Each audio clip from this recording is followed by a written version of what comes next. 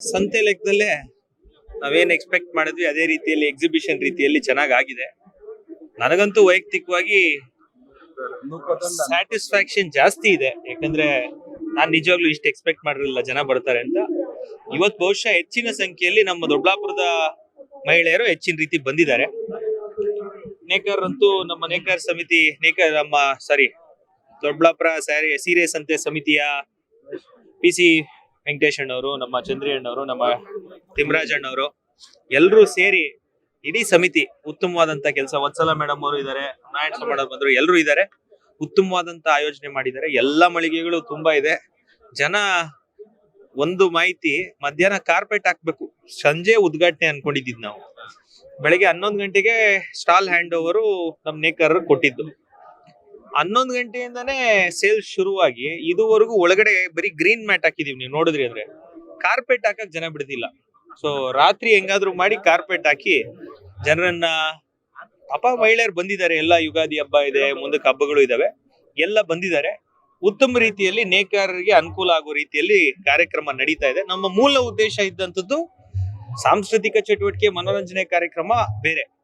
ನೇಕಾರರಿಗೆ ಅನುಕೂಲ ಆಗ್ಬೇಕು, ಆಚೆಯಿಂದ ಬರುವಂತವ್ರು ಬಂದು ಸೀರೆಗಳನ್ನ, ದೊಡ್ಡಬಳ್ಳಾಪುರ ಸೀರೆಗಳನ್ನ ಖರೀದಿ ಮಾಡ್ಬೇಕು. ಈ ಮೂಲ ಉದ್ದೇಶ ಈಡೇರಿದೆ. ಒಂದು ಒಳ್ಳೆ ಚಾಲನೆ ಸಿಕ್ಕಿದೆ. ಅದಕ್ಕೆ ಭಾನುವಾರ ಇದಕ್ಕೆ 5 ಪಟ್ಟಾದ್ರೂ ಬರ್ತಾರೆ ಅನ್ನೋ ನಂಬಿಕೆ ಇದೆ.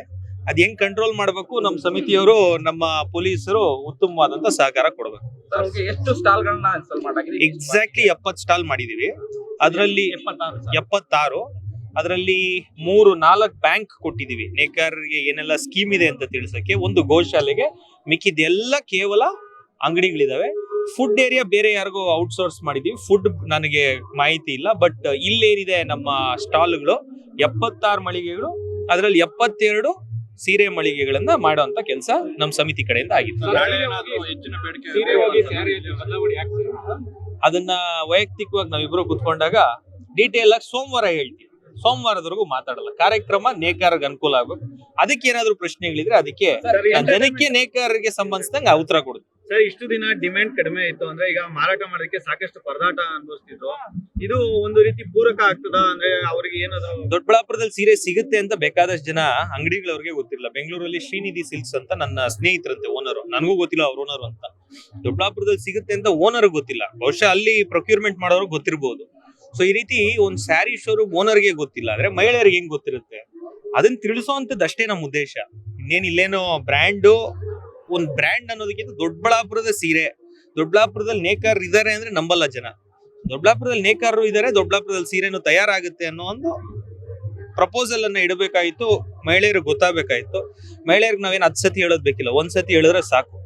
ಹಾಗಾಗಿ ಬಹುಶಃ ಇದೊಂದು ಸಕ್ಸಸ್ ಆಗಿದೆ. ಪ್ರತಿ ವರ್ಷ ಇದನ್ನ ಮಾಡ್ತೀವಿ. ಏನು ನಮ್ಮ ಮೂಲ ಉದ್ದೇಶ ಇರೋದು ಇದೇ ರೀತಿ 108 ಮಳಿಗೆಗಳು ಕುರುಬರಳ್ಳಿಯಲ್ಲಿ ಆಗ್ಬೇಕು.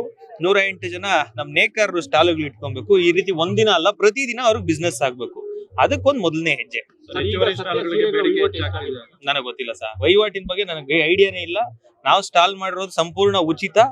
ಸ್ಟಾಕ್ ಖಾಲಿ ಆಗ್ಲಿ ಅಂತ ನಾನಂತೂ ಬಿಡ್ಕಂತೀನಿ. Karnataka TV leader awards 2025 best MLA nomination Bengaluru ವಿಭಾಗ SR ವಿಶ್ವನಾಥ್ ಯಲಹಂಕ ಕ್ಷೇತ್ರ, ಪ್ರಿಯಾ ಕೃಷ್ಣ ಗೋವಿಂದರಾಜನಗರ ಕ್ಷೇತ್ರ, HC ಬಾಲಕೃಷ್ಣ ಮಾಗಡಿ ಕ್ಷೇತ್ರ, ಸತೀಶ್ ರೆಡ್ಡಿ ಬೊಮ್ಮನಹಳ್ಳಿ ಕ್ಷೇತ್ರ, ಉದಯ್ ಬಿ ಗರುಡಾಚಾರ್ ಚಿಕ್ಕಪೇಟೆ ಕ್ಷೇತ್ರ, S ರಘು ಸಿವಿರಾಮನ್ ನಗರ ಕ್ಷೇತ್ರ, ರಿಜ್ವಾನ್ ಅರ್ಷದ್ ಶಿವಾಜಿನಗರ ಕ್ಷೇತ್ರ, NA ಆರಿಸ್ ಶಾಂತಿನಗರ ಕ್ಷೇತ್ರ, ಶರತ್ ಬಚ್ಚೇಗೌಡ ಹೊಸಕೋಟೆ ಕ್ಷೇತ್ರ, ಧೀರಜ್ ಮುನಿರಾಜು ದೊಡ್ಡಬಳ್ಳಾಪುರ ಕ್ಷೇತ್ರ, N ಶ್ರೀನಿವಾಸಯ್ಯ ನೆಲಮಂಗಲ ಕ್ಷೇತ್ರ, M ಕೃಷ್ಣಪ್ಪ ಬೆಂಗಳೂರು ದಕ್ಷಿಣ ಕ್ಷೇತ್ರ.